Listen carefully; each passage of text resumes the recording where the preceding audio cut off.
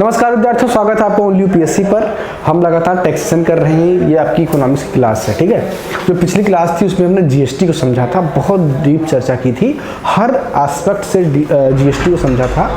UPSC कभी भी उसे सवाल बना सकती है। अभी यूपीएससी ने 2-3 सवाल उससे पूछे भी हैं पिछले 3-4 साल में, आगे भी पूछने की संभावना है, क्योंकि हमेशा जीएसटी मुद्दा बना रहता है, कंटेम्प्रेरी इशू में मुद्दा बना रहता है, ठीक है।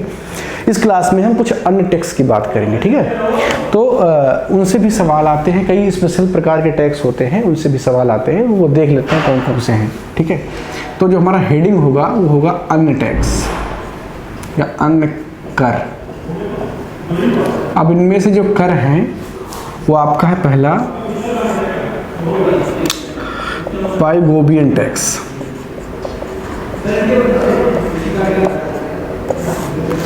क्या? पाइगोबियन टैक्स, ठीक है। पाइगोबियन टैक्स क्या होता है? शायद पहली बार आपने नाम सुना हो, पहली बार भी सुना है तो हैरान मत होइए, अभी समझ में आ जाएगा, पर छोटा सा है। देखिए, जब कोई अच्छा काम होता है तो उसके साथ ही साथ उसकी कमियां भी छुपी होती, ठीक है।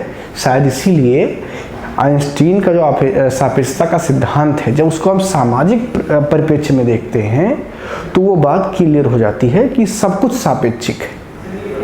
यदि आप गीता का सार पढ़ेंगे भगवान श्री कृष्ण का, तो वहाँ भी एक बात निकल करके आती है कि सब कुछ सापेक्षिक है। चाहे इंसान का भगवान से संबंध हो, क्योंकि इंसान के रूप में ही भगवान श्री कृष्ण राम या अल्लाह पैगंबर मोहम्मद सब आए और उन्होंने इतने अच्छे काम किए कि वो देवतुल्य हो गए, तो सापेक्षिक ही है इंसान का भगवान होना, भगवान का इंसान होना। इसी प्रकार हर संबंध, हर क्रियाकलाप, हर व्यक्ति, हर वस्तु सापेक्षिक है। निरपेक्ष होना अपने आप में एक आदर्श स्थिति होती है। अब आदर्श स्थिति कभी आती नहीं है। निरपेक्ष बस एक ही चीज है और वो है एक सत्य, ठीक है, जो अदृश्य है, बाकी सब कुछ सापेक्षिक है। तो जो पाइगोबियन टैक्स है वो एक ऐसे टैक्स की बात करता है कि जब कोई कार्य हो रहा हो, उससे कोई नकारात्मक प्रभाव जन्म ले रहा हो, तो उस नकारात्मक प्रभाव की वजह से उस पर टैक्स लगा दिया जाए। एग्जाम्पल के लिए, जैसे कोई कंपनी है और वो प्रोडक्शन कर रही है। कंपनी प्रोडक्शन करेगी उस उत्पाद का जिसकी जरूरत लोगों को है। जैसे आपको शूज पहनने हैं, स्लीपर पहनना है, कपड़े पहनने हैं, बाल सही करने के लिए कंघी चाहिए, ये सब आपकी जरूरत की चीजें हैं, तो इनका प्रोडक्शन होगा।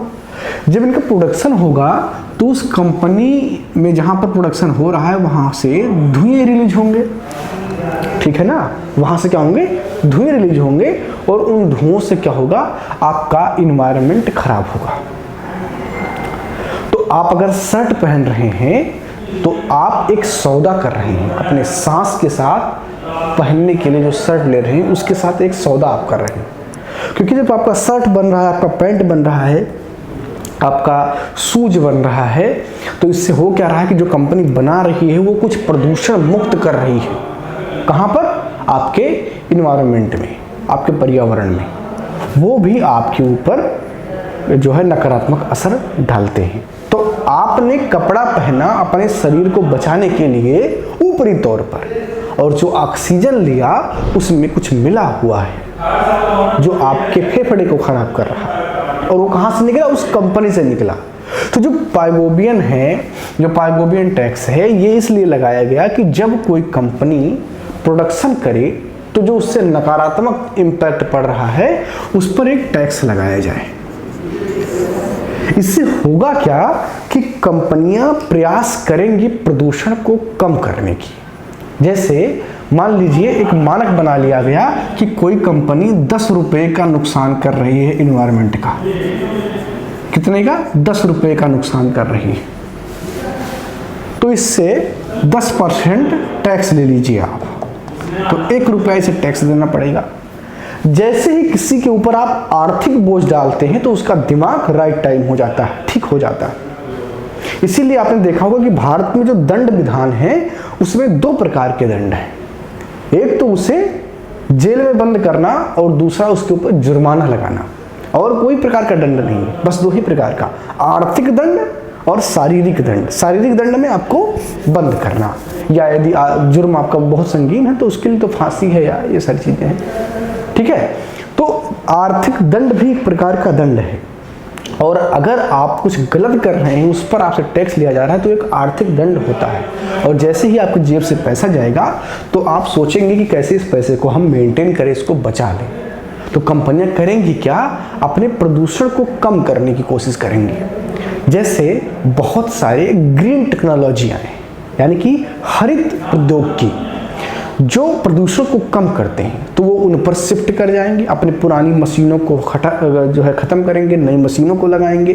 ये कोशिश करेंगे कि पानी कम खराब हो, वायु कम खराब हो, क्योंकि उनको उससे टैक्स देना पड़ता है। तो ये है पाइगोबियन टैक्स। दूसरा टैक्स है आपका टोबिन टैक्स।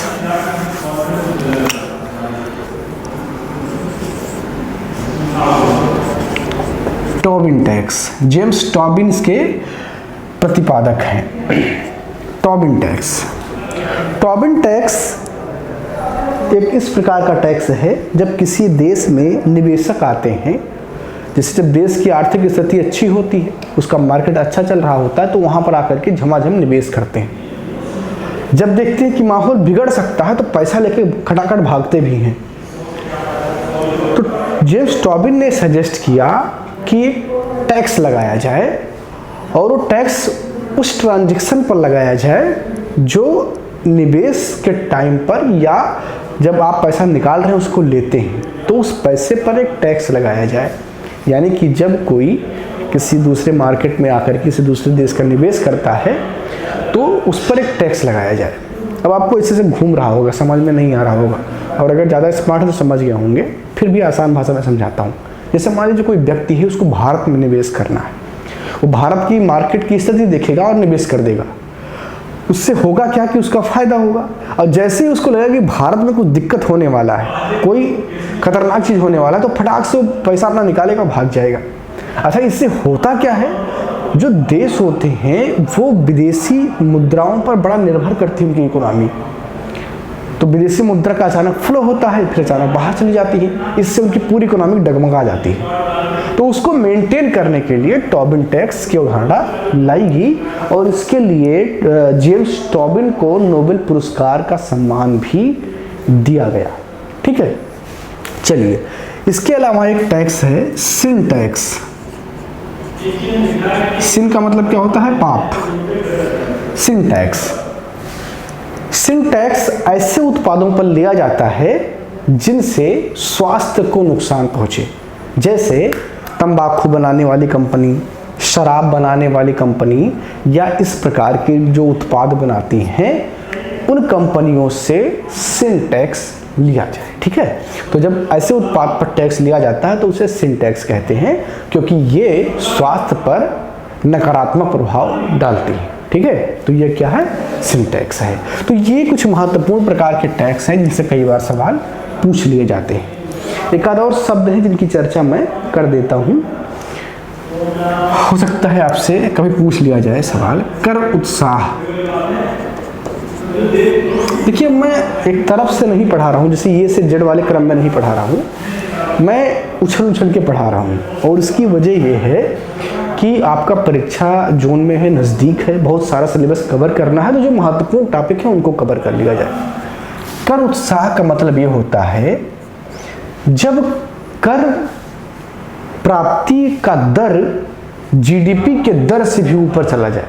जीडीपी का मतलब ग्रॉस डोमेस्टिक प्रोडक्ट, यानी कि सकल घरेलू उत्पाद का जो दर है, जो बढ़ने का दर है, उससे यूपर जब चला जाए, किसका दर, कर प्राप्ति का दर, तो इसे कर उत्साह कहते हैं। ठीक है, टैक्स बॉयंसी कहते हैं, कर उत्साह कहते हैं।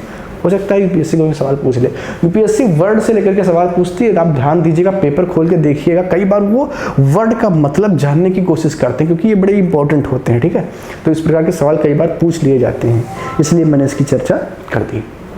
चलिए, इस क्लास में इतना ही, मिलते हैं अगली क्लास में, कुछ और अन्य महत्वपूर्ण टॉपिक की बात करेंगे। कुछ अगर समझ में ना आया हो तो पूछ लीजिए, अगर संभव हुआ तो अगले क्लास में जवाब जरूर देंगे। धन्यवाद। मैं मानसा पहली बार आई है जो सिर्फ सच दिखाएगी।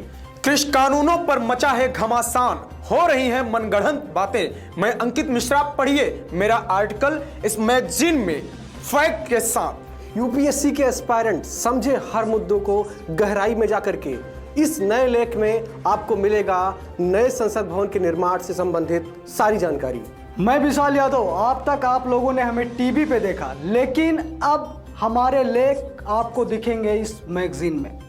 मैं Ranjit Prasad, reporter the news ocean. हम आपको दिखाएंगे किसान आंदोलन के बीच में जिहादी कांड। सब्सक्राइब करें द न्यूज ओशियन, खबरों का समंदर।